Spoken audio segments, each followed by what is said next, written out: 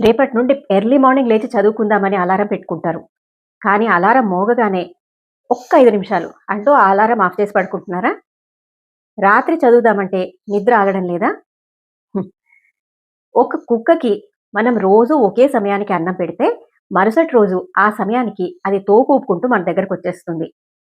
ఒక సామాన్య జంతువే సమయాన్ని అంత ఖచ్చితంగా గుర్తుపెట్టుకున్నప్పుడు, మరి మనుషులమైన మన బయోలాజికల్ క్లాక్ ఇంకెంత పవర్‌ఫుల్‌గా ఉంటుంది? బలవంతంగానైనా సరే, ఒక్క వారం రోజులు రోజు ఒకే సమయానికి నిద్రలేవండి. ఎనిమిదో రోజు మీ బాడీ ఆటోమేటిక్‌గా అలారం కంటే ముందే నిద్రలేస్తుంది. మరి నిద్రనాపుకుని చదువులో నంబర్ 1 కావడానికి 3 టిప్స్. నంబర్ 1, తెల్లవారుజామునే నిద్రలేవండి. ఆ సమయంలో మైండ్ ఫ్రెష్‌గా ఉండి కష్టమైన సబ్జెక్ట్స్ అయినా మీ బుర్రలోకెక్కుతాయి. నంబర్ 2, కుర్చీలో మాత్రమే కూర్చొని చదవండి.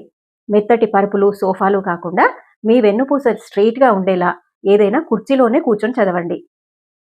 నంబర్ 3, నిద్ర వచ్చినప్పుడు చిన్న బ్రేక్స్. నిద్ర వస్తుంటే అలాగే కూర్చోకండి. లేచి చల్లనీళ్లతో మొహం వాష్ చేసుకుని మళ్ళీ చదువును కొనసాగించండి.